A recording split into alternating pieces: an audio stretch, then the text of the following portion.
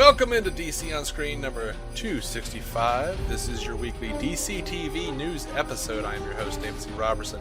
This, the only man I've ever known who tried to sue a woodpecker for disturbing the peace, Jason Goss. There's something disturbingly similar to that in my actual life. Are you serious? Yeah. I have to know now. What's happening? Well, it was just like there was a bird back in college that I'll never forget because I had mirror tinting on the outside of my bedroom window in that particular bedroom. I'm not trying to be flashy here. I had a privacy fence. So this isn't, I'm not trying to be cool. The mirror tinting kept the heat out and then kept a lot of the sun out so I could, sleep in if I had the opportunity. And I had a bird that for some reason housed itself in the bush outside of that particular window. And at 6:05 every fucking morning would attack that window with a fervor. I mean, I thought it was just the dumbest bird ever. I still don't know what happened to that bird, but it would tap tap tap tap tap tap tap tap tap tap tap. I mean, there's no way you were sleeping through it. Not a chance in hell. I had the guy on the other side of the house would wake up and go, "What the fuck is going on?" I'm like, "Oh, this damn bird!" And I dealt with it for months. I mean, I was starting to go a little insane, honestly. It was just months of this bird rapping on my window. It got to the point where without an alarm, I would wake up at about 6:02. My body would wake me up at about 6:02. And I would sit there and look at the bird. And I took, that little thing you use to dial the shades, the blinds, back in that little plastic wand kind of thing. Mm-hmm. I'd wake up at about 6:02. And I would take the wand off very quietly. And as soon as the bird, I learned after a while that it had a certain tell when it was about to attack. Because it would come in and go, bop, bop, bop, bop, bop, and then go back to the thing. And I don't know if it thought there was another bird that it was protecting something from. I checked outside. It had no nest. There were no eggs in there. I got to the point where I was going crazy enough that I was just trying to attack it too. So as soon as I saw its tell that it was going to start coming after me, I would start rapping on the window with that plastic wand. And it didn't help anything. We were just two crazy ass things slamming on each side of a window. It was bad. A couple times I tried to open the window just in time to get it inside because then I figured I could maybe just move it somewhere. And none of this worked. One morning I mercifully woke up and the bird was gone and sanity started slowly to restore itself. I had a similar experience. I lived in an apartment complex, and they started renovations. And for about a month and a half to 2 months, I had this construction worker outside of my window who was rapping, literally, throwing down lyrics. That's fantastic. While hammering nails, and I don't know if he was singing something that he was making up. I don't know if he was freestyling. You're hoping he was freestyling, probably just to. There's no way I could tell. All I know is that he really liked a particular lyric that was sort of a fake rhyme about a fat booty and a fat coochie, something like that. Mm-hmm. I don't know exactly what all was going on there. I remember one day I opened the door and threw some old fruit at him. You rotten tomatoed him. It wasn't an actual tomato. I think it was an old apple and maybe some old grapes or something. Mm-hmm. And I was like, if you have to hammer, stop rapping. And they all laughed. I can't handle one or the other. All the construction workers laughed. It was 5 o'clock in the morning, dude. Leave me. Stop. Just stop. Anyway. I don't know. I never did figure out what happened to that bird. It was seemingly a very dumb bird. There's maybe something about bird behavior that I am completely ignorant of, and there are many. I am not an expert in any way. All I knew was that bird seemed real fucking dumb sitting on the outside of that mirrored window that he was smacking the same morning, every morning, at the same time. Mm-hmm. At some point, I started coming up with theories, maybe he thinks there's his ultimate match, his nemesis. Because I don't even know if he lives in this bush. Maybe he shows up every single day because he's determined to beat this bird. You just met the Eobard Thawne of the bird world. Yeah, I really did. Maybe it was that. I have no idea. There was a food source nearby, and every morning he showed up to make sure that bird didn't get it. I don't fucking know. It was just, and I never did figure out what happened to the damn thing. It just, one morning it wasn't there, and for all I know, it flew under someone's tire while they were driving. I don't know. I knew it happened to the construction worker. The job just got done. Mercifully, He just finished the job. The job was done. I mean, he, got out from in front of my window and went over across the way and was harassing those people. I could still hear him rapping. Tortured someone else. Yeah. We have twice now just way not done the show we purport to do. Anyway. Okay, so on to some news. Granny Goodness, Ed Asner himself turned 87 this week. Oh. That's some news for you. Studio 60. For the win. Granny Goodness. This is DC. We're talking about DC now. We're just so damn excited. All right, yeah. Back to business. Todd Knock, who is a comic book artist, did a little interview and mentioned that apparently Greg Weisman and the cats over at Young Justice had up to 5 seasons planned. Good. So he says they have everything ready to go. They just need Warner Brothers to give the approval. So we've got the season 3 at least coming. Yeah. Fingers crossed, guys. Yeah, Dave's trying to get that done, but everyone please harass him about making sure he watches Young Justice. I'll get to it. I just want you hell hacked about it. I just want some company. I've been trying to convince you for so long. It's not like you're not convinced. It's just it's on that I'm gonna kind of list. I'm like, no, I want this to be on the I'm hungry for it list. I'm not hungry for it yet because I am. It's like, when you eat a lot of chocolate and then you don't want it for a month. Well, I've not had a month really lately where I wasn't just full of Berlanti chocolate. just, and that sounds really weird and gross a little bit, but I mean, I know there's a lot of superheroes on TV. You just mentioned on a previous show you wanted some fun Adam Strange. Guess what, buddy? I know. I've seen stills. I know. Turn in the screw. So they released some badass invasion posters, 4 of them to be exact, and when you put them all together, it makes a big poster. With all the people. So that's cool. So Kevin Smith was talking about Flash and Supergirl. He says, "Boy, oh boy, I had a fucking blast, and both couldn't be more different from each other. Killer Frost is like a thriller. The whole thing is like a John Grisham movie set in the world of comics with powers and shit." Then the Supergirl episode, all right? Then the Supergirl episode is very ambitious. It's different from a lot of Supergirl episodes. Wow. Undercut your friends much? It's very ambitious. It's different from a lot of Supergirl episodes. I'm just kidding. He says, "We take a journey. It's big. It's a big episode. It turned out phenomenally. I was just working on the cut this morning. The first cut. The Flash is done and it airs next week. Supergirl, I got the first cut of, and it was 12 minutes long. So I went through an easy first pass, and I'm down 5 minutes, so there's 7 minutes left to cut out. It's going to be tough because all those scenes are really good. They should just leave all that in for DVD and Blu-ray. I'm just saying." Please. He says David Harewood has aligned the so fucking DC universe, so specifically Superworld. And he said he didn't want to give away any spoilers. He says David doesn't even have to be in the Martian Manhunter persona to carry the presence of Martian Manhunter. He's almost more Martian Manhunter when he's just Hank Henshaw than when they do the effects. I could buy that, especially after the last episode where he just morphed back to Hank instead of his green form. Even he's apparently more comfortable as Hank now. Yeah. So, in turn, the Supergirl cast are talking about Kevin Smith. Melissa Benoist says, "I can't say enough amazing things about Kevin Smith. I've been a fan for ages. I was really anticipating working with him and so excited about it. And he just exceeded all of my expectations. He's so supportive and encouraging. The atmosphere on set, we work crazy long hours, and the energy that he brings is only positive." You guys saw how many rounds of applause there were when Kevin was filming that thing a few weeks ago. That's like a daily occurrence all day, and I don't know how you keep that up. He's wonderful. McCad Brooks, James Olsen, says he also brings this amazing energy to the set. He's always applauding, laughing, clapping, yelling out things that are funny. He sort of makes the day go quicker. The 16-hour day they're working. Chris Wood says he keeps things moving and plays music. He's always having people applaud for cast and crew members and keeping everyone engaged and part of the process. That's all you can ask for because we're here for very long hours. So when it's fun, it's even better. Ian Gomez, I can't say the name. Snapper Carr says he's very quick, fast paced. He has a lot of humor, so it's a good place to work.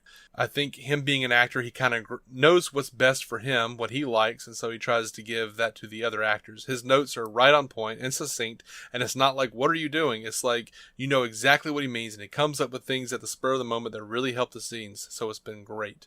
McCad Brooks says Kevin is an actor's director. He's a crew director. He's a lighting director. He's a camera director. He's everything. He's everybody's favorite. And he makes you understand that it doesn't have to take 11 billion hours to get the right thing and to make it look really good. So a lot of praise for Kevin Smith. Yeah. Has Arrow decided they're going to, go ahead and do that yet? Probably not because of Guggenheim. Sure. I've heard that Guggenheim doesn't like him. I don't know. But no, little back stuff there. Well, it's at least nice he's working his way into everything else. Hell, let him get some Legends in. See if you can write that ship. Oh, I don't think he could be on Legends. Guggenheim is showrunner on that, or co-showrunner, or co-executive producer on that. Phil Klemmer's the showrunner. But like Smith didn't think he was going to be able to do The Flash for a while because Victor Garber. Victor Garber is a friend of Ben Affleck's ex-wife's, Jennifer Garner. And she always hated Kevin Smith. And she always hated Kevin Smith, apparently, and so did Victor Garber, who's a friend of hers. Wow. Yeah. It's a deep, that's deep world, people. That's just what Kevin Smith says. I don't know. Right. I really don't. I'm not saying he's lying. I'm just saying I don't really know for sure. Yeah. I ain't trying to Maybe he's all paranoid. Who knows? I ain't trying to start some shit. I know he smokes a lot of weed. I've heard that makes you paranoid. I wouldn't know. So on to The Flash. The Flash shade ratings have risen to the season premiere levels. It brought in 3 million viewers and ranked 1.2 in the key demo. That's 8% bump in viewership and a 20% bump in the demo. That's so big. Yeah. Which is why they're moving Legends. We'll talk about that in a minute. Mm-hmm. Greg Grunberg is cast as a recurring role in The Flash. This is the cat that he was on Lost. He was on Heroes, Star Wars, The Force Awakens. He was in Star Trek. He's apparently going to be a badass recurring role. A police detective named Tom Patterson, who is described as a gruff, stalwart figure at Central City Police Department, who is unwavering in his commitment to protecting Central City from the dangerous menace that threaten it. Oh, he's going to be one of those guys. Yep. But he doesn't have to be one of the paranoid guys. He may just mean the dangerous menace. Right. Like, if Flash is around, I hope he has my back. If you see Weather Wizard again, tell him I'm coming for that mofo. Right. He's going to make his debut in the Killer Frost episode. And see you soon, bud. Yeah. So David Ramsey turned 45 on the 17th. How the hell does that happen? I don't even know. Guy looks like a day over 35. Yeah. Yeah. His arms just middle of the road 30. The only thing that age as they grow larger every year. All right. Seriously, every time my wife walks in the room and watching Arrow and it's a scene with like Diggle in a short sleeve shirt, she always kind of walks in and goes, "Damn," and walks out. Now they don't even give him a shirt. He's just topless when he trains. Yeah. Yeah.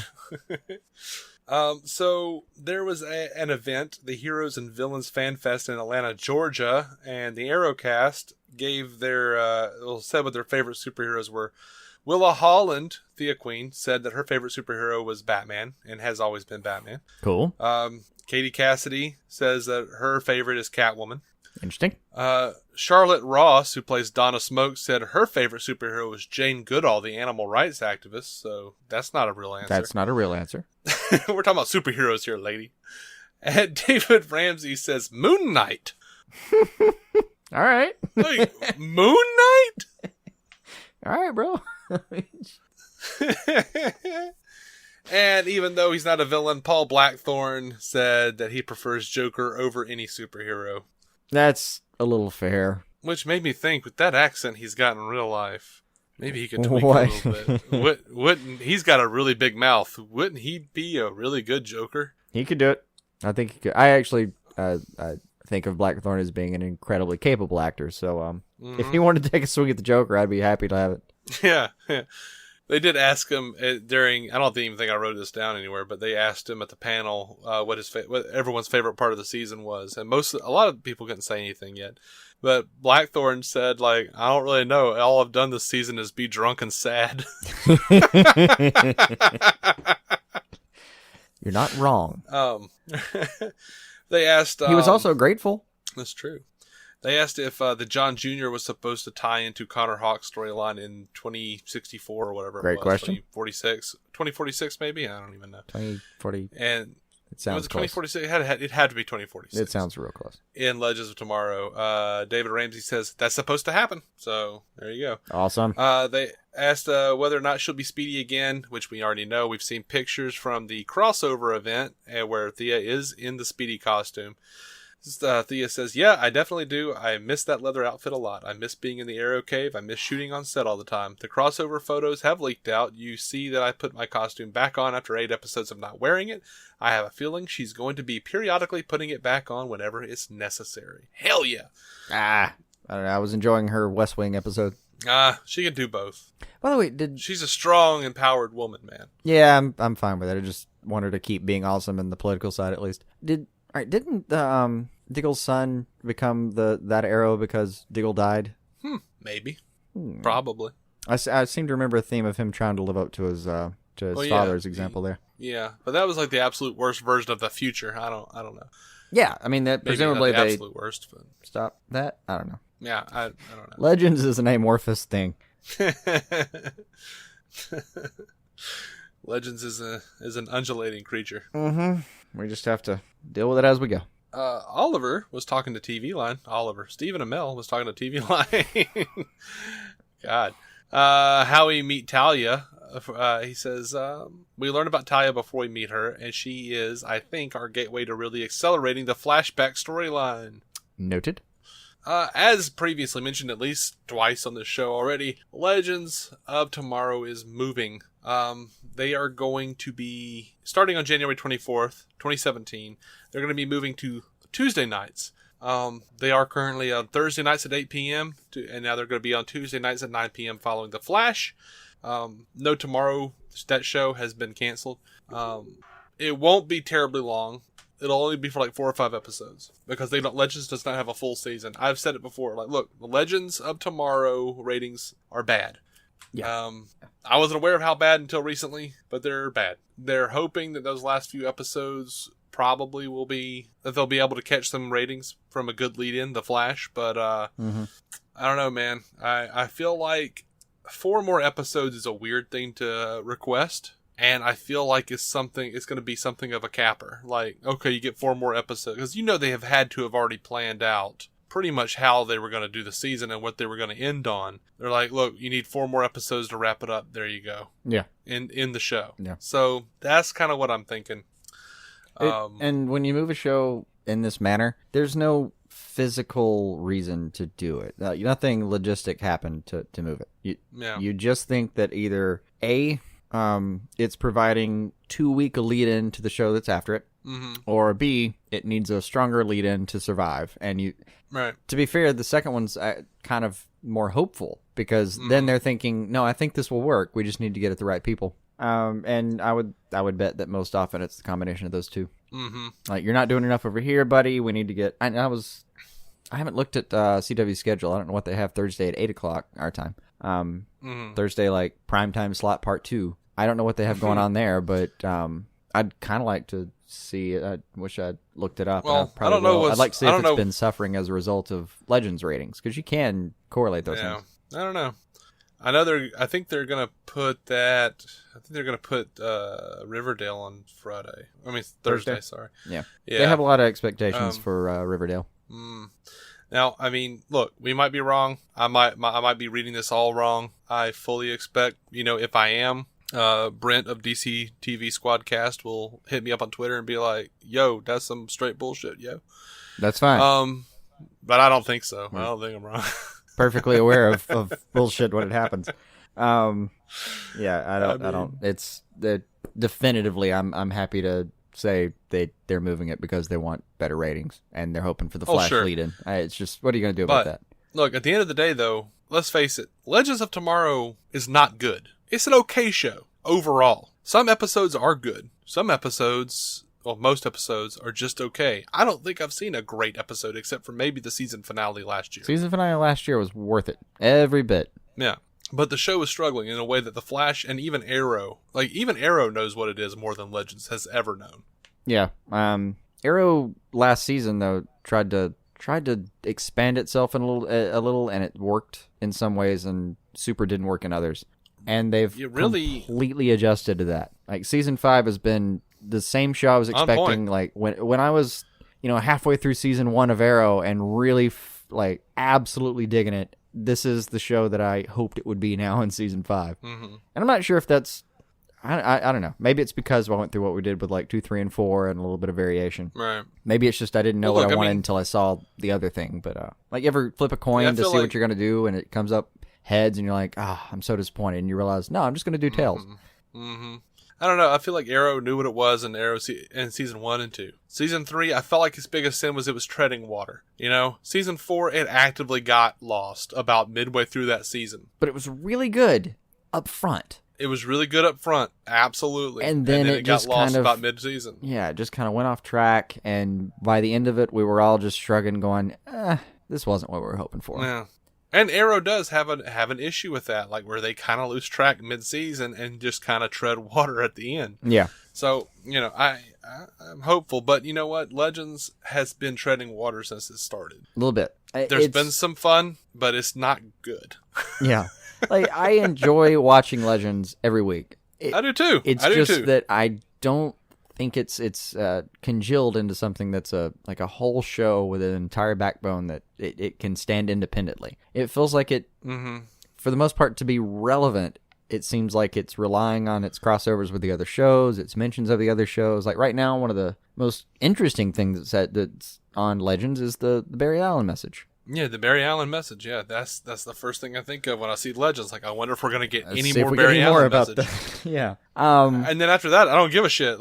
They kind of did a cool job with Justice Society, but I didn't see nearly enough of them. I kind of felt like they should have had them on a few more episodes. No, I was completely robbed of Rex Tyler. I'm actively mad about that. Yeah. They didn't even show us his powers. They didn't show him doing anything. He never hour mad a damn thing. I never so much as saw a Mariglow pill. So, yeah, colorist miffed. I'm sorry. Colorist and that nitpicky actor's bastards, but really good. I mean, he's a good actor. He's really pretty damn great. They didn't give him shit. And not, maybe they can go back and grab him and do something, but I don't know. Anything that I think that this show should do, they don't do. Yeah. And I don't know what to do with that. Yeah. Neither do they show me a thing I didn't anticipate and make me go, oh, well, that was really cool. They don't do that either. They just kind of toe the line enough to be a show. They're just little moments. And I'll just repeat what I've said before. The relationships on this show are great. The spine of it needs work. What it's doing with itself as a show is the part that it needs a real motivating factor. And the part that I'm disappointed with is last year, we had I've already forgotten his name, for God's sake. Oh, who was the bad guy last year? I'm sorry. See his face. Vandal Savage. Thank you. He didn't make sense. I'm just forgotten the bad guy, because here's my point. He showed up half the time, and they bounced around, but it's half the time they were just bouncing around for a bottle episode, and half the time they were dealing with their main storyline, and their main storyline was spread across time, and they weren't dealing with the specifics of time travel and its effect on everything. So just after a while, I'm sitting there going, all right, so the main story is what now? Toward the end of the season, you felt a little lost. It was, and I'll give them all the credit in the world for the season finale. That was fantastic, and everything kind of came together. But they didn't have me on bated breath waiting for that. This year they did kind of promises. The producers promised us over the break that we were going to have a more solid storyline, and I'm just not getting that right now. Yeah. Rory's just out in the wind somewhere.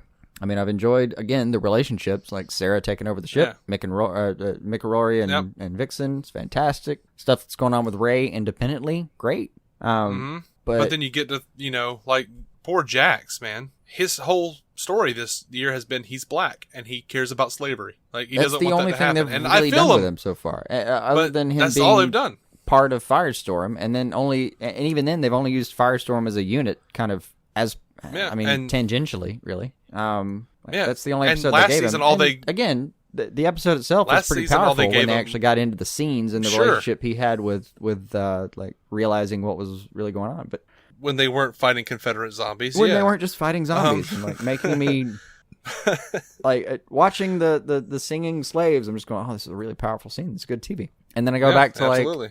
like a B horror movie. Yeah, and last year all they gave him was, hey, he has a crush on this Hawke girl here. And then that went away. She went away. And now he's like, Rip has been confusing me and tricking me into becoming a mechanic and knowing how to run the ship without him. No, that's the major Well, we storyline knew with that. him so far. We already knew that, though. Like, he spent one episode going, I think maybe I could look at this because I know how to fix a car. What? Yeah, like that was the major That's not a real storyline they've thing. given him so far, is that he's learned how to fix the ship. Like I don't know. from It's just- from being I guess an okay mechanic. I don't know. They never told us he was an amazing mechanic. They just said he was a mechanic. And then even so far as we are now, this last episode, he's still like expositionally walking in and going and telling Victor Garber, by the way, Gray, don't forget, Don't lie. I know when you're lying to me. Yeah. I know when you're lying to me. Like every couple episodes, he reminds us that he and the professor have a psychic link. yeah, And all they're doing with this professor is having him be a showboat and then go like, oh no, I'm remembering my another life. Like, we get it. You love your wife. If you love her so much, why aren't you with her instead of hanging out, flying around in time and screwing up the timeline? You dumb shit. I think that's maybe where they end his storyline. To be honest, Maybe. that was I the hope thing so. he was most disappointed with himself over. It was like he abandoned her. But to be fair, when Rip was pitching this whole story to everyone, he said, "You'll just be right back here. Like we do this thing, you'll be right back here when we're done." So he thought he was saying like bye to Clarissa for like a minute, literally like 60 seconds, and it hasn't turned out to be that way. And his body is physically aging. He'll come back and have less time with her than he would have otherwise had, and that would be a nice sidebar to focus on for a minute, but. They haven't. Instead, they made it about whether he lost Clarissa and interacting with his young self. I'm fine with interacting with the young self stuff. It's just they haven't made Victor or Jax's they haven't made their story arcs in any way part of the timeline big bad stories. It just hasn't been at all. And that's maybe one of the real problems here with the show, is that all of their separate character and relationship arcs are fine, but they don't have anything to do with what they're fucking doing as a whole over the season.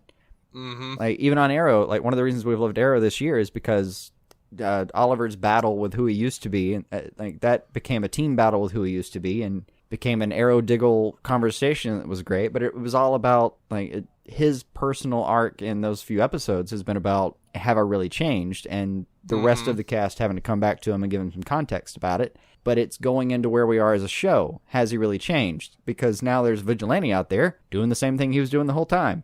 And where does that put you? Like the show as a whole is progressing, and the season's progressing, and it has something to do with the characters. Over in Legends, shit's just kind of happening. And, they've seen the timeline get screwed up over and over again, and they don't learn. They're just not learning. Sarah's still determined to kill Dark. Like, Jax is determined to save all these slaves. And I'm like, just I like feel you, 20 buddy, slaves. but that's not probably a good idea. I mean, for the timeline. And like even Because, then, he needs knows as at the many. beginning of the episode. He doesn't know it at the second half. Like I get within his mind, I get how that works. Within the show's mind, Yeah. I can't quite forgive it. But this is something Stein does every episode. He champions changing the timeline. We should fix it. Blah, blah, blah, blah, blah. Yeah. And now he's crying like, oh no, my wife is gone and I love this other woman. Well, no shit, buddy. I mean, yeah, it's a fine point. Like, why isn't he saying to himself, I must have fell in love with another girl who, based on the flashbacks, clearly loves me. And I clearly love her. Because I don't know why he's so pissed about this, other than the migraines, and those suck.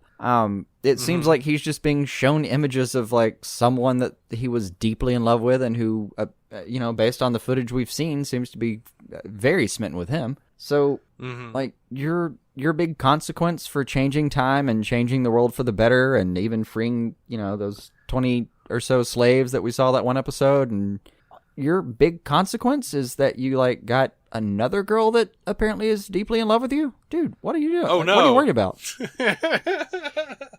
Well, I mean, he doesn't want to lose. But it's lose not Clarissa. Obviously. I'm sorry. Yeah. Live with it. Yeah. If it's temporal dissonance and things have to cement, if the show's rules are to be followed, you will eventually forget entirely that you have Clarissa, and the memories will be reinstalled, and you'll just remember this woman, whoever it is. Yeah, but it's got to be a terrible thing to be in the interim period where it's happening and you know it's happening, you can't change it. That would be bizarre, just because who would like to sit there and be conscious of their memories changing? Mm-hmm.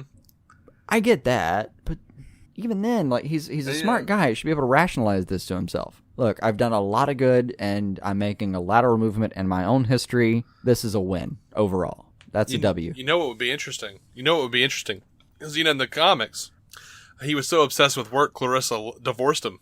What would be really cool is if he was having flashes of the future, not of the changed timeline, but of the future, where he gets back and Clarissa's left because his ass took off for like 2 years. Oh, and he falls in love with some student? Yeah. Yeah. Now, I would appreciate that more because it doesn't have some game theory explanation of why this is also completely a good thing. Now, in your version at least, he's going to get back and find that he's really fucked up, and it's like some 24-year-old student, and he's at the same age, and that's never going to work out, and he's lost Clarissa. Mm-hmm. That I can deal with. Yeah, that'd be cool. That'd be interesting. We're not going to get that. No, we're not. That's not going to happen. All right, we should move on from bitching about Legends of Tomorrow. Was there more news? I almost assumed we just wandered into. No, there's more news. Yeah. Mark Hamill's new show. Okay, at least it's not CW related news. All right, he's got a new show called Mark Hamill's Pop Culture Quest that is actually currently airing on the Lionsgate online specialty channel, Comic-Con HQ. Is Hamill going around talking to lots of different collectors of comics and action figures and statues and all sorts of geek shit. He's traveling around the country and meeting other obsessive collectors. And the reason he is so qualified to go and talk to these people is because he himself is one of these. He says, I literally ran out of room. My wife told me there wasn't any more room in the house, so I had to get a storage unit. I remember thinking, this is ridiculous. What's the point of collecting comic books if you can't show them to people? What's the point of collecting board games if you can't play them? This show gave me license to fill that need inside and enjoy my stuff again. I am happy for him. Mm-hmm. He says that while taping the show, he says he met what he described as people with the oddest collections. He says meeting others who understand what it's like to invest their lives into something helped him connect with fans on a more intimate level. He had pitched it to so many people he didn't think anyone was going to buy it because it's so niche. And he says when Lionsgate actually said yes, he didn't believe them. He says, I was at the point where I was used to just pitching a show and getting used to the rejection when Lionsgate said, that's a dandy idea. It just didn't compute. Then there was a moment of, oh my gosh, we actually have to do something now.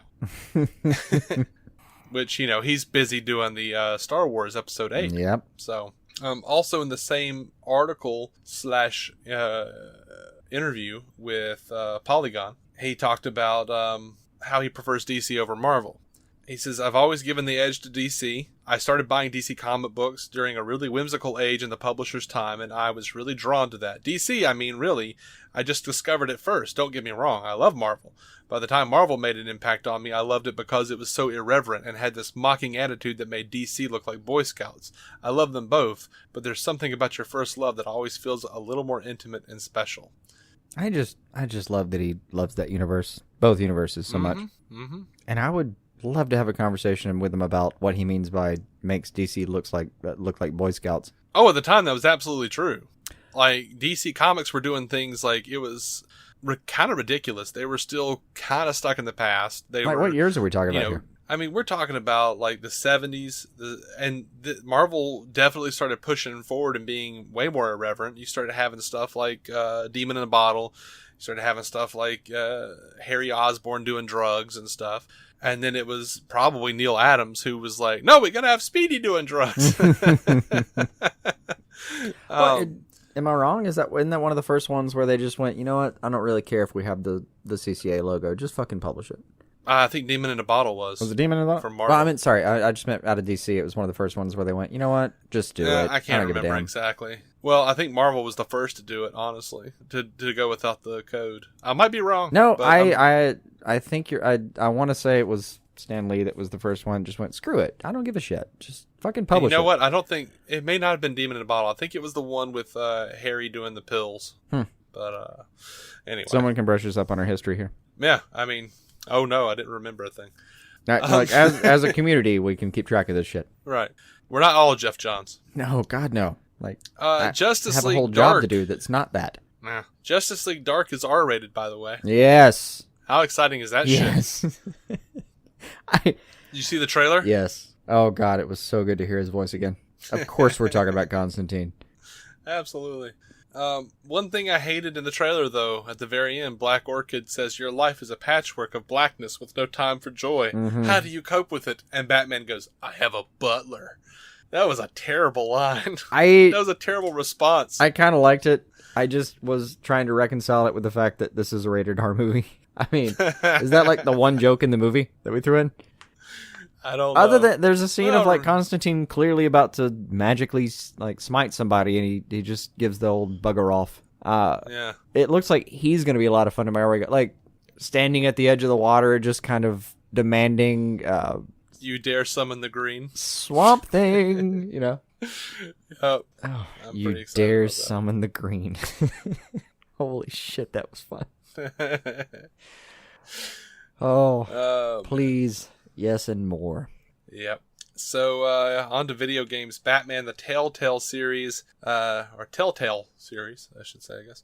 Episode 4 has a release date. The game is going to take Bruce to Arkham Asylum depending on the choices you made in the previous episode. There is a teaser trailer. It is introducing gamers to the Joker, but we are recording on the 21st. This chapter comes out on the 22nd. Bleh. So if you're playing this game and you're listening to this, chances are you got it already. Mm-hmm. Like, chances are you didn't bother listening to us because you had to play this game.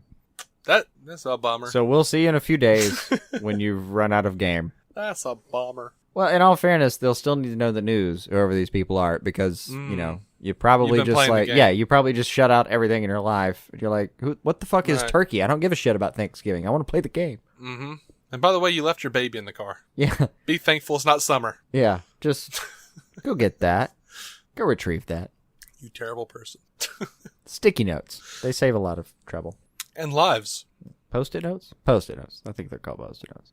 Are they Post-it? Some of them are sticky notes. Are they? That's probably a knockoff brand. Post-it is a brand. Anyway, 3M makes a shit ton of money off bad memories. Mm-hmm. Really gorgeous as a business model. So yeah, anyway, in summary, you've played this game too much, your wife is leaving you, your baby's in the car crying, and now your rotisserie chicken has gone bad. Mm-hmm. Sorry. And you're way behind on news. So I hope you've sorted all that out, and welcome back. Sort your life, mate. Edgar Wright for Flash. I would evoke Shaun of the Dead at a time like this. You would. Anyway, that's it. We're done. That's the news. Oh. I know. I kind of wanted more. Yeah. All right. The big news, though, crossover. They did release a lot of pictures of the crossover. Lots of pictures of the crossover. I didn't want to talk about it. Oh, there's no point in crossing about the specifics. We're too close. We don't care anymore. We just know it's coming. You've got Gotham and Lucifer, as usual. Persistent little sods, those. Mm-hmm. I think they're raking in about 10 million across all platforms. Yeah, so they are the winners, the clear winners in all of this. Gonna keep getting that. It's a shame they're not the most interesting part of what we talk about. I know. Well, Gotham can be when it decides to. Oh, no, Gotham can step the fuck up. And Lucifer has like the potential to be celestial. So, but anyway, check out our bitching about those on other things. Gotham and Lucifer are just carrying through. Pretty much this week we've got a Supergirl and a Flash, and that's it. And then all 4. Invasion 1, 2, 3, and 4. Mm-hmm. Although we don't really cover synopses too much, and Gotham, they apparently just want to put out like episode stills and synopses for episodes that are airing as we're recording. Mm-hmm. So I don't see a point in talking about it. Nah. I really don't. Nah, it's already out there by the time we actually do it. The only real bit of Gotham news is kind of rumor, and it's just, we know it's happening. It's just people conjecting about when Jerome will show up. We know it's happening. Right. So, he is pending. And let's face it, we're going to love him when we see him again. Sometimes I love him. Sometimes I don't. I've told people, though, that he really is maybe my favorite I'll take out the maybe. He is my favorite on-screen adaptation of the Joker so far, even though he's not even the Joker. On screen or live action? Live action. That's fair. Okay. I was about to be like, were we not just talking about Mark I Hamill? understand. Sorry, I should be more specific. He is my favorite live person portraying I guess I have to say any version of the Joker because, he's not been named as such. But, man, that guy did a great job. I will never forget the scene of him playing Russian roulette with himself, pretty much. I'm still It live gave action. me chills when I saw that scene. It was, God, he did a great job. I don't know. For live action, I think my favorite is still Nicholson. I don't want to fault you. It's like Mark Hamill said it. I can't fault you for having another version. I just feel like I shouldn't be faulted for choosing mine. Mark Hamill said it. It's true. I'm not faulting you. I'm merely stating my opinion now. It's a world where there is no wrong. Oh, there's wrong. There's wrong, my friend. I'm sure. Probably. I don't know. Fair amount of people not happy with Leto's, whatever. I was okay with it. I wasn't thrilled, but I was okay with it. It wasn't for the small amount we got. Sorry, I mean, he did a new thing. I enjoyed it. At this point, I want to give him like a huge amount of credit for just doing a new thing because that's getting harder and harder to do. Mm-hmm. There are several incarnations of this character, and how many times can you go reinvent that wheel? Probably several. But we're at the several mark, Dave. We're bordering on plenty. On plenty. Oh, okay. So we probably need to wrap this up because I don't know how much more I can go and how much more I can actually hate Jason. So I test it all the time. I'm just kidding. I love you, buddy. Love you too, man. We're buddies. Buddies. I feel a little bad that no one ever says Kevin Michael Richards was the best Joker. They shouldn't. Ever. Yeah. I didn't care for it. I revoke my previous statement. Though. That's a negative. He actually sounded like Granny Goodness in the Batman. His Joker sounded like Granny Goodness. I mean, that's fair. But Ed Asner's Granny Goodness. I feel a little bad right. that John DiMaggio, we don't really ever mention him as a great Joker. Well, when we're talking about animated Jokers, I actually have pulled him up a couple times. He did a fine job. Did a great job. It's John freaking DiMaggio. Yep. Anyway, guys, thank you so much for listening. You can catch every episode at DCOnScreen.com. You can catch us on iTunes, Stitcher, and Google Play, as well as other podcatchers. I know they're there. Facebook, Twitter, come talk to us. DCOnScreen@gmail.com. Leave us messages. Speak with us. Conduct palaver with us. I implore you. We are around. And, bored unless we're watching TV. I'm usually too busy to be bored, but I'll get you when I'm at a red light or something. Yeah. Red lights are boring. Okay. Until next time, guys, keep some DC on your screen.